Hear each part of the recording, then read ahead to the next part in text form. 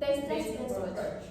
Before we go into presentation, we would like to introduce ourselves first. My name is Lowardatun.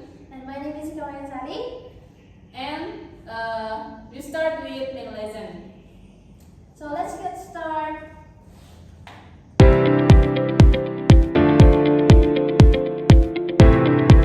Now we will talk about beach because our material is text-based approach. So we will send you text about a beautiful beach. This is located in Kota. I will give you guys 2 minutes to read it, and To read the text. Yes, and I will ask you a question. Now, guys, as you will see the text before, there are 3 paragraphs, which include introduction paragraph, details paragraph, and the last is conclusion. So, what is introduction paragraph in the text? Introduction paragraph describes the location and overall description of the Kuta Beach. And details is talk about activities, surroundings, and atmosphere that you found in Kuta Beach. And the last conclusion, of course, it summarizes why the beach is special. Now, the last, we want to highlight the why. Is it important if you use descriptive language in writing? Using descriptive language in writing is important because it helps make your ideas clearer, more engaging, and easier for readers to imagine. That's our mini lesson today. Thanks, guys. Bye.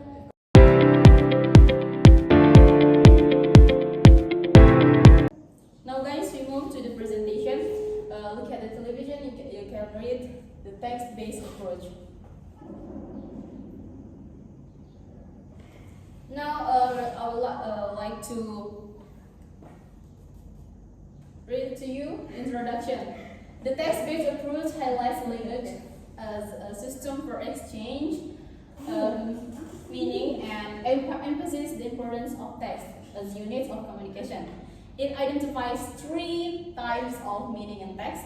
The first is interpersonal meaning, which is about how people interact and build a relationship in communication.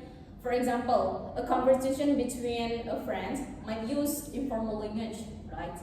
And use when communication. And the second is additional meaning. This refers to expressing ideas, facts, and experiences.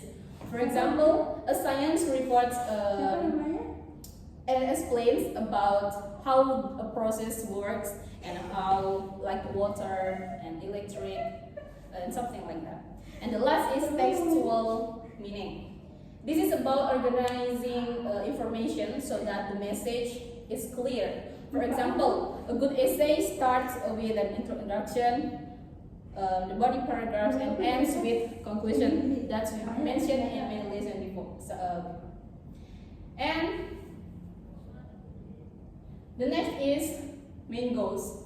The primary aims of the text-based approach is to teach genres that are relevant to students' academic and social needs. It strives to develop linguistic and communicative competencies by explicitly teaching text structures and linking them to their social and cultural context. Next is techniques. The first technique is explicit teaching. The teachers explain the structure of the grammar of the text. For example, the mates show how to create introduction paragraphs, body paragraphs, and the conclusion, of course. The next is developing skills through whole the text. Students work with complete text like a letter, the stories, or new articles. So to see how it is aims to see how the language is used in real communication. The next is scaffolding and the zone of proximal development, or ZPD. What is ZPD? ZPD is a concept in learning that shows the difference between what a learner can to do with themselves alone, and what they can do with help from their friends. Next is learning cycles. Learning cycles concerned with spoken language cycle, which is activities focused on listening and speaking. The next is spoken language cycle. Spoken language cycle activities focused on listening and speaking, which is include the students might listen to the dialogue or practicing using similar phrase. The last is writing language cycle, which is focused for reading and writing. The next is advantage. There are 3 advantages that we mentioned. The first is focused practice for meaningful communication. This approach helps students learn how the language they can use in real life, like how to write a formal email or give a presentation. The next is connection between text and social or cultural context. Students learn why text in certain ways depending on culture or situation, like writing a formal invitation. And the last is development of language skills relevant to academic and social life. It focuses on improving skill needs for school work and social interaction for their jobs. The next is disadvantages of using text-based approach. There are 2 disadvantages of this method. The first is requires careful planning to select appropriate text, which is teachers must carefully choose the texts that are suitable for the students, include the needs and the levels, how they're levels. For example, the beginner student might struggle with a long newspaper. The next is may not fully address individual learning differences. Some students might need more or less help than others. So the teacher might first show a sample note, like explain the structure, and the students try to write to their own. Okay, the next slide is target language in the text-based approach. The first one is teaching genres like procedures, description, reports, narrative, and exposition.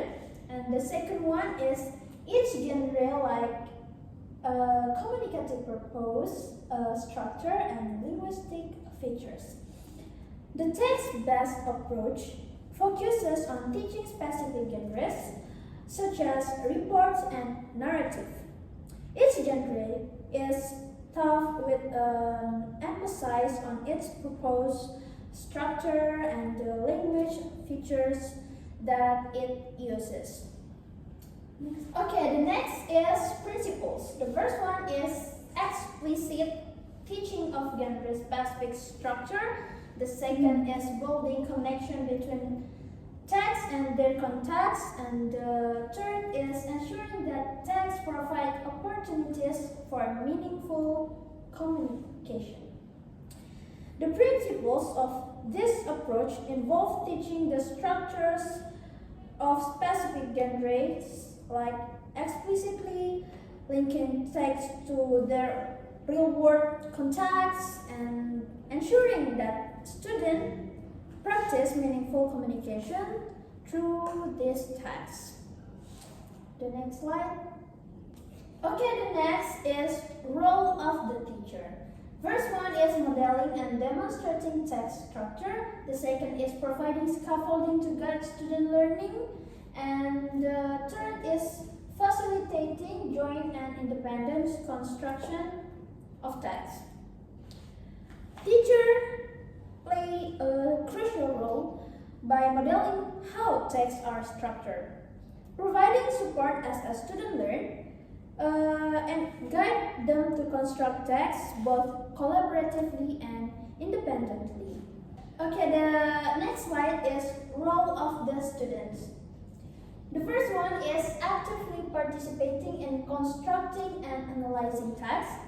And the second is applying learned structure and features in independent work. Students are expected to engage actively in analyzing and creating a text. They also need to apply what they learn independently and to improve their understanding and also their skill. That's all for me. Okay, the last part in our slide is the conclusion.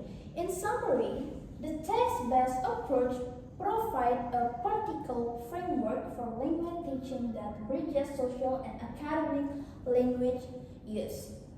Its emphasis on teaching genres ensures students gain skills that are both meaningful and applicable in real-life context. Yeah, the conclusion highlights that the text-based approach is an effective method for teaching language by focusing on real-world communication and meaningful skills. It provides a clear framework that helps students improve both social and academic language abilities by teaching types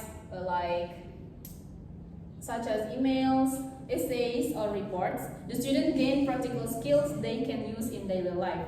And last, this approach ensures that language learning is both relevant and applicable to real-world situations. That's our presentation. Thank you so much. so much. So, wassalamualaikum warahmatullahi